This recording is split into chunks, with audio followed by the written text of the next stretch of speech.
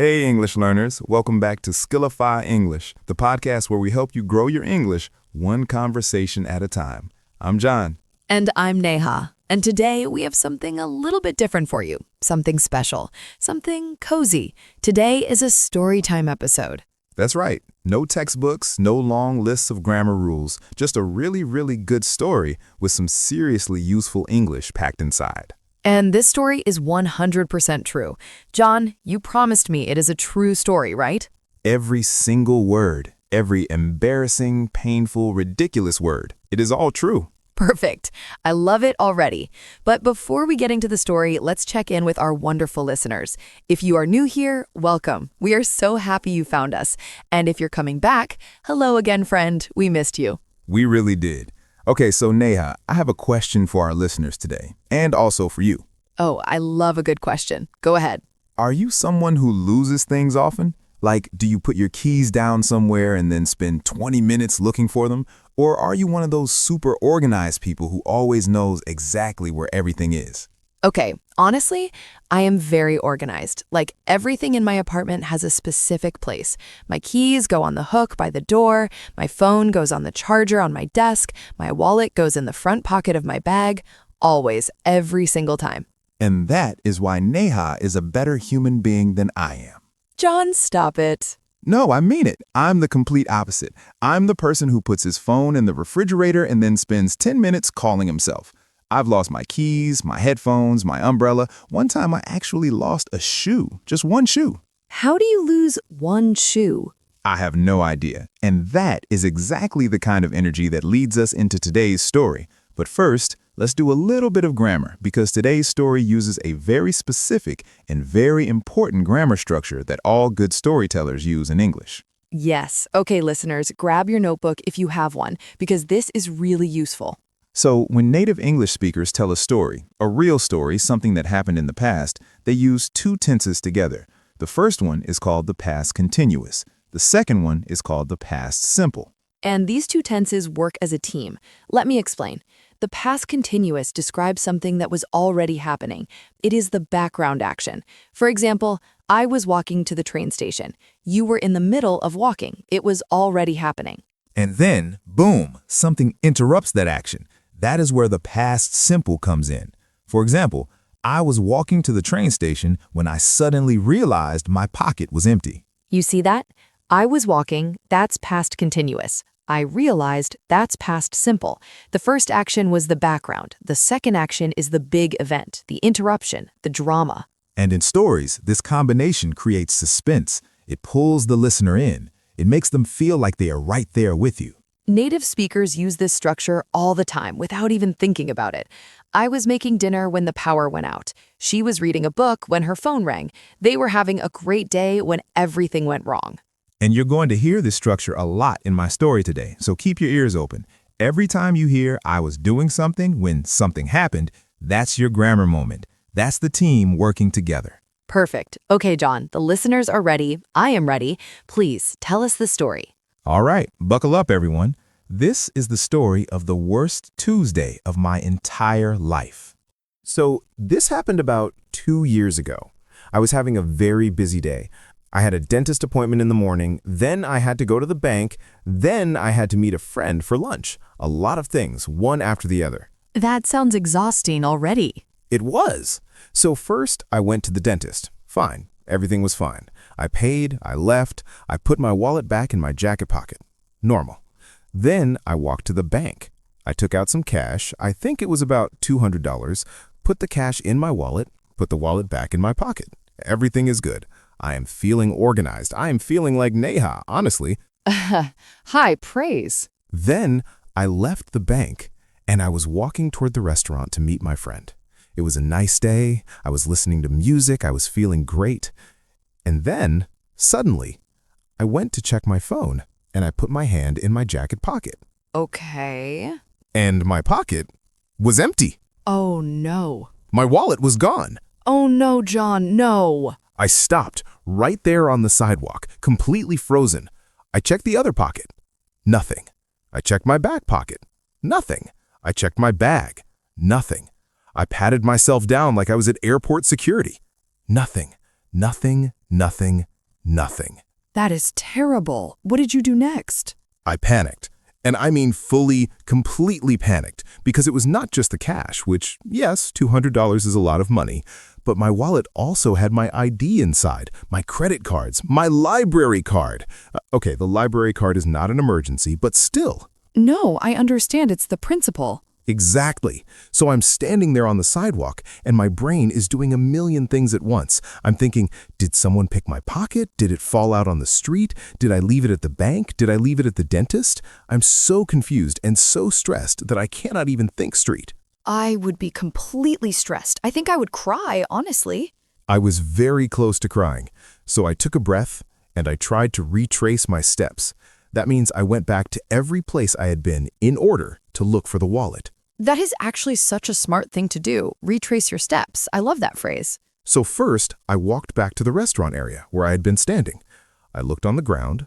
I asked a man who was selling newspapers nearby, "Excuse me, did you see a wallet on the ground?" He said no. I checked under a bench. Nothing. Are you serious? You checked under a bench? Neha, I was desperate. Then I walked back to the bank. I went inside and I spoke to the person at the desk. I said, "I was here about 20 minutes ago. I think I may have left my wallet here." And she checked. She checked behind the counter. She asked her colleagues. And? Nothing. No wallet. Oh my gosh, John. So now I'm thinking, okay, someone has my wallet. Someone picked my pocket on the street, and right now they're using my credit card to buy things online. I am spiraling. I'm imagining canceling all my cards, going to get a new ID, calling the bank. That is so much to deal with. Did you call the police? I was about to.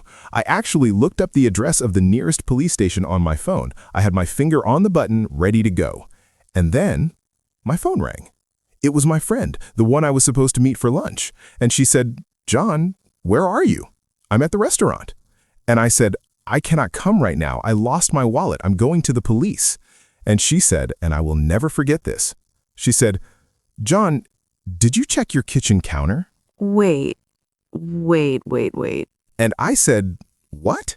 I'm not at home. Why would I check my kitchen counter?" And she said, "Because you texted me this morning and said you were running late because you couldn't find your keys. You were probably rushing. Did you maybe leave your wallet at home?" Oh my gosh, John. I went home. I opened the door, and there, sitting right in the middle of my kitchen counter next to my coffee mug, was my wallet. No. Yes. You never even took it with you? I never even took it with you. With me. I never even took it with me. I had gone to the dentist and I paid with my phone. I had gone to the bank and taken out cash, and they already had my account on file, so I never needed the wallet. And I had put the cash directly into my coat pocket, not my wallet. And then I left without my wallet and did not notice for 2 hours. I cannot. John, I cannot. I am laughing, but also I feel so relieved for you. The relief was unreal. I sat down on my kitchen floor and just took the deepest breath of my life. I felt so relieved I could have fallen asleep right there. That is honestly one of the best story endings I have ever heard. Terrible, but the best. Okay, now let's talk about how you can tell your own stories in English without getting stuck. The biggest mistake learners make is trying to translate everything in their heads. You think of the story in your language, then you try to find the English words, and by the time you find them, the moment is gone. Instead, use anchor phrases. Start with, "So this happened when," or "one time I was." Those small phrases buy you time and signal to your listener that a story is coming. They will wait for you. Use the narrative transitions we talked about today. First, then, suddenly, finally, in the end. These words connect your sentences and keep the story moving, even if your vocabulary is simple. And do not try to make the story perfect. A real story told with emotion is always more interesting than a perfect, correct, boring story. Okay, it is time for the word tour. Neha, shall we? Let's go. Nice and slow, everyone. Just listen and let the words sink in. Word 1, panicked.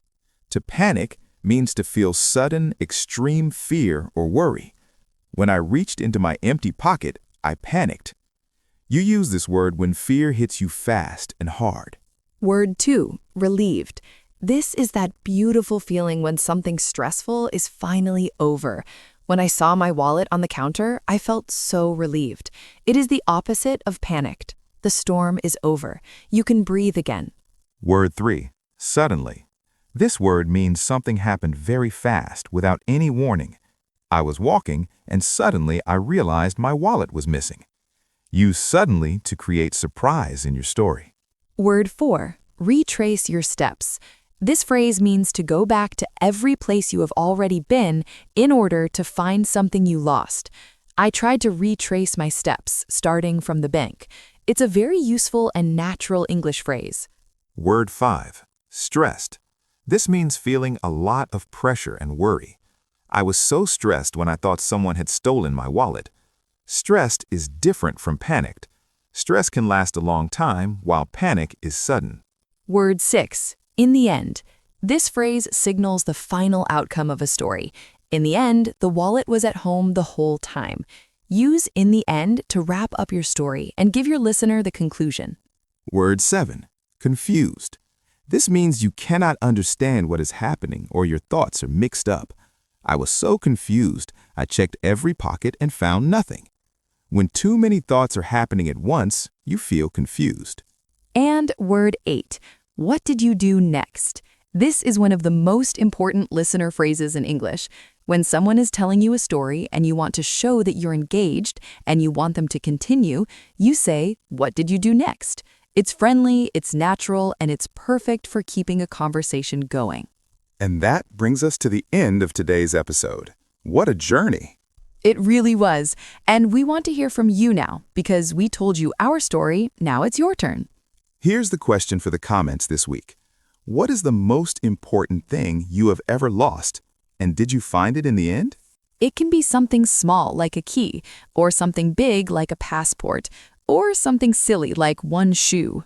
Write your story in the comments in English. Even a few sentences is perfect. We read every single one and we love hearing from you. Thank you so much for spending this time with us today. Keep listening, keep practicing, and remember, every story you tell in English is one step forward. We'll see you in the next episode. Take care, everyone. Bye for now.